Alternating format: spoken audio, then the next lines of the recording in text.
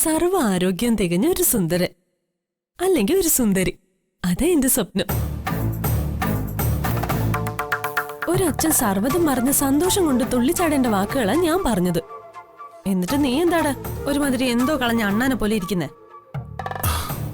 ഇനിയുള്ള നമ്മുടെ ചെലവുകളെ കുറിച്ചാണ് ഞാൻ ആലോചിക്കുന്നത്. അതിനെ ആലോചിക്കാൻ എന്തിരിക്കുന്നു? ഇനിയുള്ള സർവ്വ ചെലവുകളും നോക്കേണ്ടത് മനോജ് തന്നെയാ. കുഞ്ഞ് ജനിച്ച് കുറഞ്ഞത് 1 വർഷമെങ്കിലും കഴിഞ്ഞാൽ മാത്രമേ ഞാൻ ഇനി ജോലിക്ക് പോകുന്നുള്ളൂ. 1 വർഷം കഴിഞ്ഞോ? പ്രസവ സുരക്ഷ എന്നൊരു ഏർപ്പാടൊക്കെ ഉണ്ട്. അതിന് ചുരുങ്ങിയത് 1 വർഷമെങ്കിലും വേണം.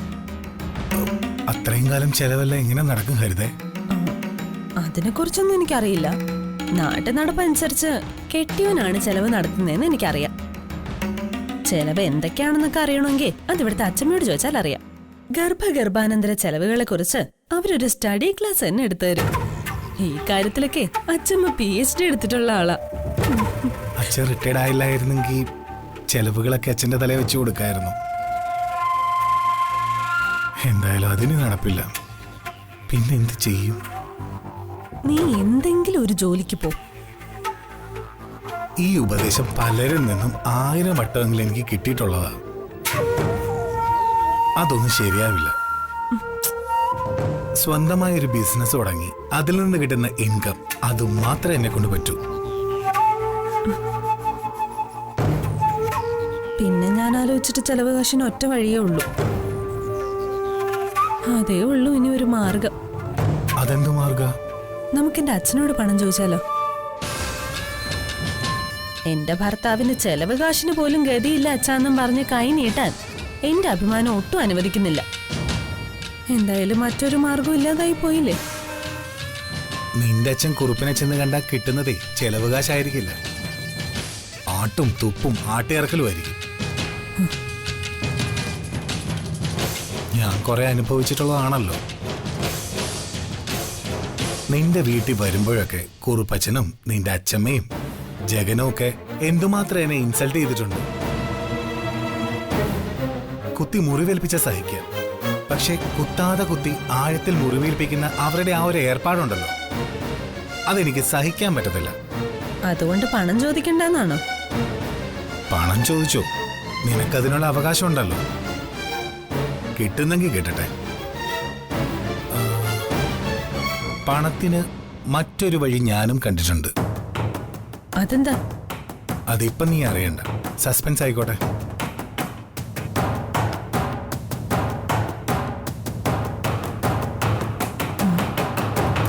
എന്ത് വഴിയായിരിക്കും? വല്ല മണ്ടത്തരമായിരിക്കോ? അല്ലാതെ ഈ പൊട്ടന് എന്തോന്ന് വഴി? അവൻ്റെ ഒരു സസ്പെൻസ്.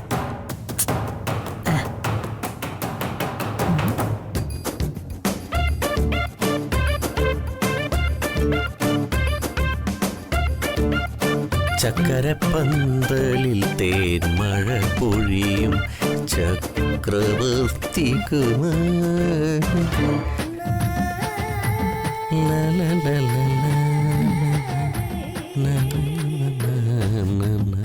ഇതെന്തു പറ്റി? പതിവില്ലാത്തൊരു ഒരുക്കോ മൂളിപ്പാട്ടും ഒക്കെ. വല്ല 2ാം കെട്ടിനും പോവാണോ? അയ്യോ, ദേ ഒന്നിനെ കൊണ്ട് തന്നെ വയ്യ. ഇനി ഒന്നിനെ കൂടി.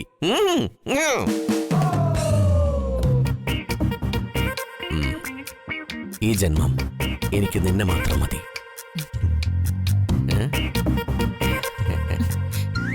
ഇനി നാണോ ഇല്ലാത്തൊരു മനുഷ്യൻ. എല്ലാരും വീട്ടിലുണ്ടെന്നുള്ള കാര്യം ഓർമ്മ വേണം. ഓ, അല്ല, എന്താ ഇന്ന് ഇത്ര സന്തോഷം? നമ്മൾ ആഗ്രഹിച്ചിരുന്ന സ്ഥലത്തെ ഉടൻ തന്നെ സ്വന്തമായിട്ടൊരു വീട് പണിയാനുള്ള സാധ്യതകൾ തെളിയുന്നുണ്ട്. പിശുക്കിന്റെ ഭാഷ മാറി ഉത്തരവാദിത്തമുള്ള ഒരു ഗൃഹനാഥന്റെ ഭാഷ കേൾക്കാൻ പറ്റിയല്ലോ. സന്തോഷം. ഇത്രയും നാളും പിശുക്കന്റെ റൂട്ടിൽ പോയതുകൊണ്ടാണടി ഇപ്പൊ സമ്പന്നന്റെ റൂട്ട് തെളിഞ്ഞത്. മനുഷ്യന് അത്യാവശ്യം വേണ്ട പിശുക്കൊക്കെ ആകാന്ന് ഇപ്പോഴാ എനിക്ക് മനസ്സിലായത്. ഇനി അങ്ങോട്ട് പുതിയ ജീവിതം അങ്ങ് തുടങ്ങട്ടെ. അപ്പോൾ ഭർത്താവിന്റെ മുൻശുണ്ടിയും സ്വാർത്ഥതയും പിശുക്കുമൊക്കെ അധികപ്പറ്റല്ലായിരുന്നു നീ മനസ്സിലാക്കാൻ പോകുന്നതേയുള്ളൂ. നിങ്ങൾ ഇനിയും വിഷയത്തിലേക്ക് വന്നില്ല. അടുത്ത കാലത്തൊന്നും നിങ്ങൾക്ക് കമ്പനി ശമ്പളം കൂട്ടി തന്നിട്ടില്ലല്ലോ. പിന്നെ എവിടുന്നാ ഈ വീടുണ്ടാക്കാൻ പണമൊക്കെ? ഏജൻസി പോലെയുള്ള പരിപാടി സൈഡ് ബിസിനസ്സായിട്ട് ഞാൻ തുടങ്ങിയിട്ടുണ്ട്. അതെന്ത് ബിസിനസ്സാ? അത് പിന്നെ എവിടെ അതിന്റെ ഓഫീസ്? അങ്ങനെ സ്ഥിരമായിട്ടൊരു ഓഫീസൊന്നുമില്ല, ഒരു ഓൺലൈൻ വർക്ക്. ഈ ഫോൺ വിളിച്ചാ കസ്റ്റമേഴ്സുമായിട്ട് ബന്ധപ്പെടുന്നത് തന്നെ. അവർക്ക് ആവശ്യമുള്ള സേവനമൊക്കെ ഞാൻ കൃത്യമായിട്ട് ചെയ്തു കൊടുക്കുന്നുണ്ട്. എൻ്റെ സേവനം തൃപ്തികരമായാൽ നല്ല രീതിയിൽ കമ്മീഷൻ കിട്ടും. വാങ്ങിയ സ്ഥലത്തുടനെ പുതിയ വീടിന് തറക്കല്ലിടണം. അതിനായി അച്ഛനോട് കുറച്ച് പണം ചോദിക്കണം. എന്താ പെട്ടെന്ന് നിന്റെ മുഖത്തൊരു മങ്ങല്, വോൾട്ടേജ് പോയ പോലെ? അച്ഛൻ ജോലിയിൽ നിന്ന് റിട്ടയർ ആയിട്ട് വന്നിരിക്കുമല്ലേ, ഈ സമയത്ത് പണം ചോദിക്കുന്നത് ശരിയാണോ? എടി, ഇപ്പോഴാ പണം ചോദിക്കേണ്ട ശരിയായ ടൈം. അച്ഛൻ റിട്ടയർഡ് ആയി എന്നുള്ളതേ എനിക്ക് സന്തോഷ വാർത്തയാ. PF-ഉം മറ്റാനുകൂല്യങ്ങളുമായിട്ട് ലക്ഷങ്ങളെ കിട്ടാൻ പോകുന്നത്. ഭാഗ്യക്കുറി അടിച്ചതുപോലെയല്ലേ? അച്ഛനമ്മമാർക്ക് അതിൻ്റെതായ ബാധ്യതകളും ഉണ്ടല്ലോ. വന്ദനയുടെ വിവാഹം നടത്തണം, പിന്നെ അച്ഛനമ്മയ്ക്ക് വെച്ചു കൊടുക്കാൻ നേറ്റിരുന്ന സ്വപ്ന വീടിന്റെ പണിയും നടക്കണം. അതൊക്കെ വലിയ ബാധ്യതകളാ. അതുകൊണ്ട് ഏട്ടൻ അച്ഛനോട് പണമൊന്നും ചോദിക്കരുത് പ്ലീസ്. അച്ഛന്റെ ബാധ്യതകളൊന്നും നടക്കാൻ പാടില്ല എന്ന് ഞാൻ പറയുന്നില്ല. അച്ഛന്റെ ബാധ്യതകൾ തൽക്കാലം മാറ്റിവെക്ക, ആ സ്ഥാനത്ത് എന്റെ ബാധ്യത കയറ്റിവെക്കുന്നു, അത്രയുള്ളൂ.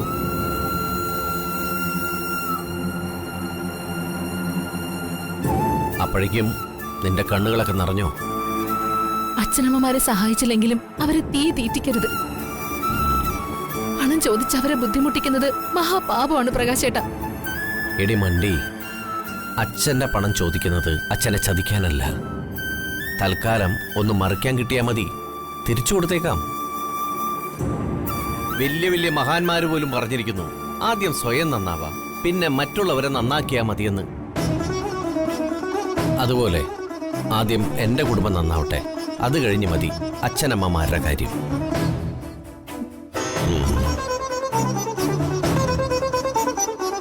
ഇയാൾ ഒരു കാലത്ത് നന്നാവില്ല.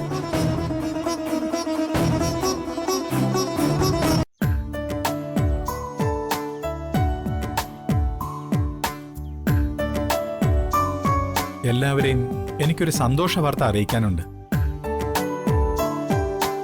അച്ഛന് പറയാൻ സന്തോഷ വാർത്ത ഉണ്ടല്ലോ, ആശ്വാസം. എന്താ കേക്കട്ടെ? ശുഭമുഹൂർത്തം നോക്കി ഞാൻ നിർമ്മിക്കാൻ പോകുന്ന വീടിന്റെ തറക്കല്ലിടാൻ പോവാണ്.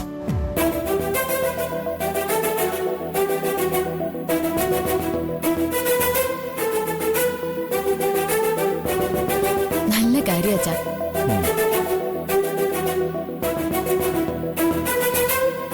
പുതിയ വീടിന് അടിസ്ഥാനം ഇടുന്നതോടെ എല്ലാ കാര്യത്തിനും പുതിയൊരു തുടക്കം ഉണ്ടാവും. ഇനി ഞാൻ പറയുന്ന കാര്യം എല്ലാവരും ശ്രദ്ധിച്ചു കേൾക്കണം.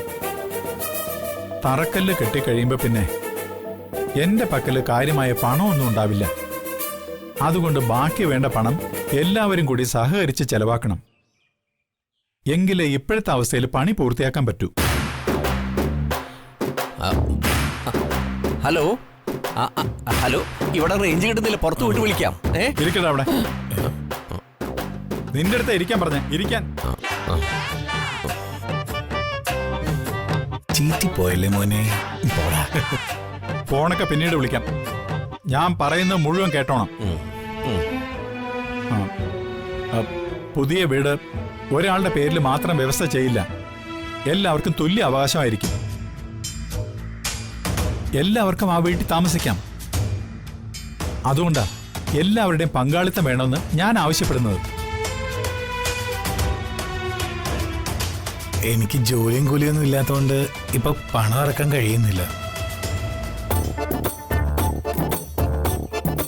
അച്ഛനക്കാര്യം അറിയാവുന്നതാണല്ലോ. അച്ഛന് മാത്രമല്ല, ഇവിടെയുള്ള പട്ടിക്കും പൂച്ചയ്ക്കും വരെ അറിയാം. എടാ മനോജെ, ഇത് കേട്ടാ തോന്നും ജോലി ഉണ്ടായിരുന്നെങ്കിൽ നീ അങ്ങ് മലമറിച്ചേനെന്ന്. നിനക്ക് എപ്പോഴാടാ ജോലിയും കൂലിയും ഉണ്ടായിട്ടുള്ളത്? എന്നും നീ ഇവിടത്തെ ഇത്തിക്കണ്ണിയല്ലേ? ഇത്തിക്കണ്ണി. പ്രഗ്നന്റ് ആയതുകൊണ്ട് ഞാൻ ജോലി റിസൈൻ ചെയ്തിരിക്കോ. അതുകൊണ്ട് എന്റെ പക്കലും ഇപ്പൊ സഹായിക്കാനായിട്ട് പണമൊന്നുമില്ല. പിന്നെ എന്റെ അച്ഛനോട് പണം ചോദിച്ചാ അത് ഈ കുടുംബത്തിനൊരു നാണക്കേടാണല്ലോ.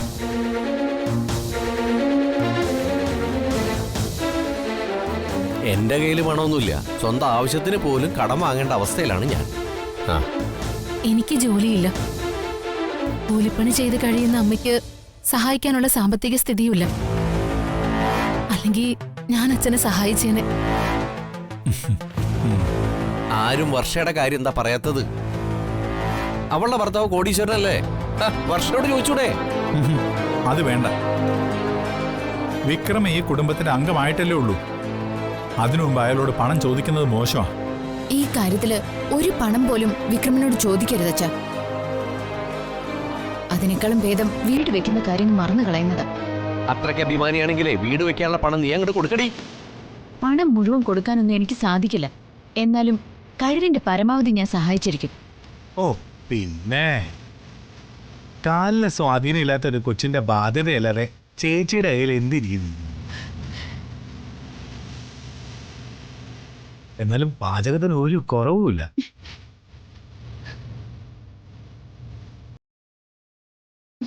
മോള് വിഷമിക്കാതെ. ജോലി ചെയ്ത് കിട്ടുന്ന വരുമാനത്തിന്റെ ഒരു ഭാഗം അച്ഛന് കൊടുക്കാന്നാ പറഞ്ഞത്. അതിനുള്ള മനസ്സെനിക്കുണ്ട്. ചുമ്മാതെ വേലയില്ല കൂലിയില്ല എന്നൊക്കെ പറഞ്ഞ് ഉത്തരവാദിത്തത്തിൽ നിന്ന് മുഖം തിരിക്കുന്നത് ആർക്കും ചേർന്നതല്ല. നിന്നോടാ പറഞ്ഞേ. മതി.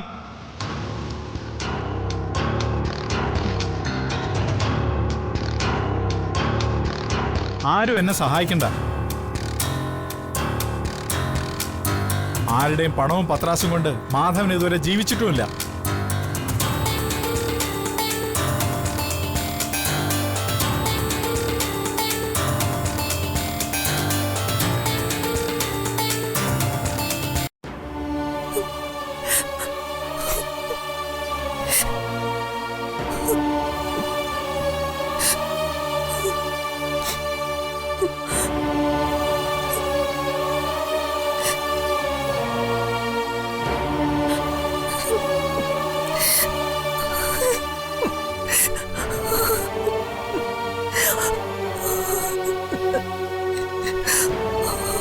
മോളെ മോളെ നീ കാര്യം പറ. എനിക്ക് ഈ ജീവിതം മടുത്തമ്മ. ശാപം പിടിച്ച നേരത്താ ഞാൻ മനോജനെ സ്നേഹിച്ചതും മനോജന്റെ കൂടെ ഇറങ്ങി തിരിച്ചതും. അയ്യോ, ഒന്നും വേണ്ടായിരുന്നു. ഇനിയൊന്നും പറഞ്ഞിട്ട് കാര്യമില്ലല്ലോ മോളെ. മനോജിനോടൊപ്പം ഇറങ്ങി തിരിച്ച സമയത്തെ പഴിച്ചിട്ടൊന്നും ഒരു കാര്യമില്ല. വിധിയെ ആർക്കും തടുക്കാനാവില്ലല്ലോ. അച്ഛനമ്മമാരെ സഹോദരങ്ങളെയൊക്കെ സമൂഹത്തിന് മുന്നിൽ മാനം കെടുത്തേണ്ടി വന്നില്ല. കുടുംബത്തിന് മാനക്കേട് വരുത്തിയിട്ടല്ലേ അമ്മ ഞാൻ മനോജിനൊപ്പം വന്നത്. ഇവിടെയും മാനക്കേടൊക്കെ സംഭവിച്ചു. നീ പെണ്ണായതുകൊണ്ട് ഒരു വിധത്തിലും മനോജ് പുരുഷനായതുകൊണ്ട് മറ്റൊരു വിധത്തിലും ആണെന്നുള്ള വ്യത്യാസം മാത്രമേ ഉള്ളൂ. എന്റെ കാര്യം പോട്ടെ. മനോജ് നിന്നെ വിളിച്ചിറക്കിക്കൊണ്ടുവന്നതിന്റെ പേരിൽ അഭിമാനിയായ മാധവേട്ടൻ അനുഭവിച്ച അപമാനങ്ങളോ ഒന്നും പറഞ്ഞിട്ട് കാര്യമില്ല മോളെ. പിന്നെ ഞങ്ങളും തെറ്റ് ചെയ്തിട്ട് ഇറങ്ങി വന്നവരല്ലേ, അതുകൊണ്ടെല്ലാം സഹിച്ചു. ഇപ്പൊ എന്താ നിനക്ക് പ്രശ്നം? മനോജിന്റെ ഉത്തരവാദിത്വം ഇല്ലാത്ത രീതികൾ കാരണം എവിടെ നാണം കിടന്നത് ഞാനാ. മുൻ MLA-യുടെ മകളാണെന്ന് പറഞ്ഞിട്ട് എന്താ കാര്യം? എല്ലാവർക്കും തുല്യ അവകാശമാണെന്നും പറഞ്ഞ് അച്ഛൻ വയ്ക്കുന്ന വീടിന് പോലും ധനസഹായം ചെയ്യാൻ പറ്റാത്ത ഗതികേടാ. ഈ അവസ്ഥയിൽ ഒരു കുഞ്ഞും കൂടെ ഉണ്ടായിട്ട് എന്താ കാര്യം? ഈ കുഞ്ഞിനെ എനിക്ക് വേണ്ട. ഗതികെട്ട അച്ഛന്റെ കുഞ്ഞ് ഭൂമിക്ക് അധികം പറ്റ. അയ്യോ, അങ്ങനെയൊന്നും പറയല്ലേ മോളെ. ഞാനിതിന് അയ്യോ, അങ്ങനെയൊന്നും പറയാതെ. മഹാപാപം പറയല്ലേ മോളെ. മക്കളില്ലാതെ നീറി നീറി കരയുന്ന ആയിരക്കണക്കിന് സ്ത്രീകളുണ്ട് ഇവിടെ. കരയാതെ. നിന്റെ വേദന അമ്മയ്ക്ക് മനസ്സിലാവും മോളെ. അത് പരിഹരിക്കാൻ എന്തെങ്കിലും ഒരു വഴി അമ്മ കണ്ടെത്തിക്കോളാം. മോള് കരയാതെ, വിഷമിക്കാതെ.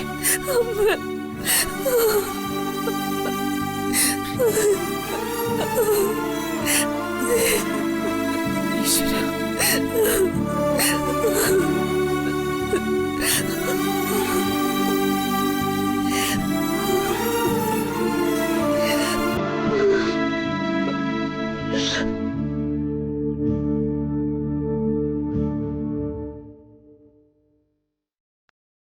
മാധവ, നിനക്കൊരാവശ്യം വന്നപ്പോ ആരും നിന്നെ സഹായിക്കാനില്ല. അവരെയൊക്കെ അവരുടെ വഴിക്ക് വിട്ടേക്ക് മോനെ. മക്കളും മരുമക്കളൊക്കെ ആയിട്ട് എല്ലാവരും ഒരേ മേൽക്കൂരയ്ക്ക് കീഴിൽ കഴിയുകയാണല്ലോ. അപ്പൊ ഗ്രഹനാഥൻ എന്ന നിലയിൽ കാര്യങ്ങൾ എല്ലാവരെയും അറിയിക്കേണ്ടത് എന്റെ ചുമതലയാണ്. ചന്ദ്രു, കാര്യം പറയേ. മാധവേട്ടനൊക്കെ പറ.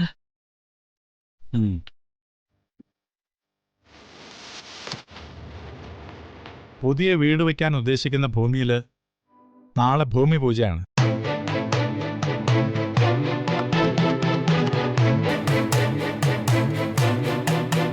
നാളെ രാവിലെ 7:30-ക്കാണ് ചടങ്ങ്. പൂജാരിയെ വിളിച്ച് എല്ലാ കാര്യങ്ങളും ഏൽപ്പിച്ചു കഴിഞ്ഞു. ആ, എല്ലാവരെയും ക്ഷണിക്കുകയാണ്. താല്പര്യമുള്ളവർക്ക് പങ്കെടുക്കാം. അച്ഛാ, പെട്ടെന്നൊരു വീട് പണിയുടെ ആവശ്യം. ഈ തീരുമാനത്തിൽ നിന്ന് ഞാൻ പിന്നോട്ട് പോകുന്ന പ്രശ്നമേ ഇല്ല.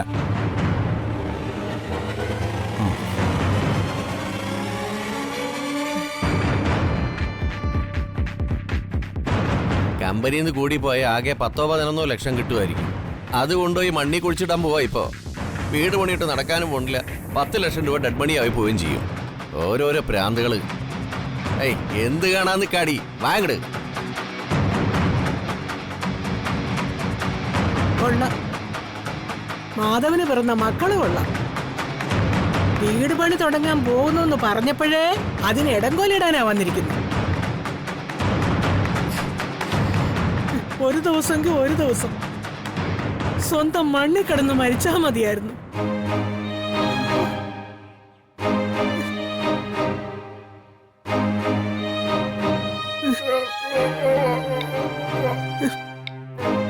എന്റെ അമ്മ.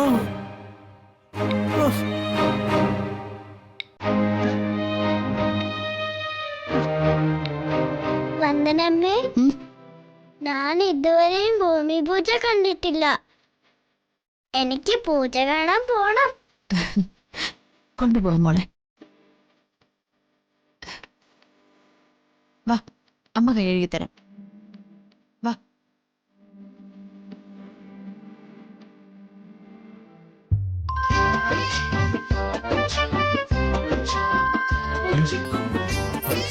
ഹരിതയാണല്ലോ. അയ്യോ, കലിപ്പിലായിരിക്കോ? ഏയ്, അല്ലായിരിക്കും.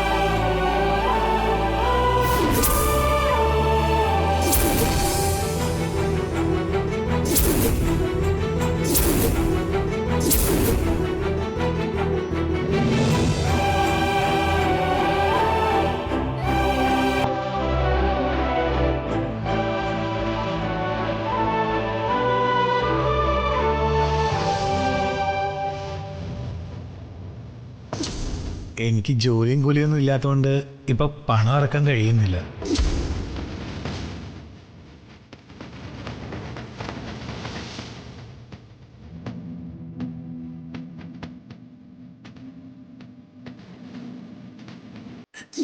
ഈ കുഞ്ഞിനെ എനിക്ക് വേണ്ട. ഗതികെട്ട അച്ഛന്റെ കുഞ്ഞ് ഭൂമിക്ക് അധികം പറ്റ.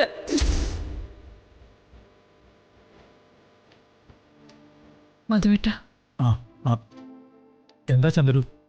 ഇപ്പോ ഈ ഭൂമി പൂജ വേണോ മധുവേട്ട? ഏ വീട് പണി ഉടനെ തുടങ്ങണോ?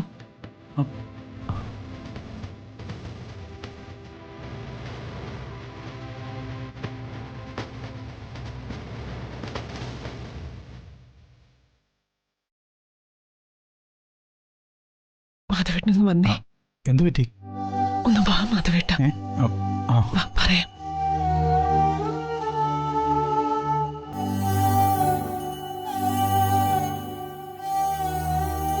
മാധവേട്ട, നീ എന്തായി പറയുന്നത്? പുതിയ വീട് വെക്കുന്നതിനേക്കാൾ അത്യാവശ്യം മനോജിന്റെ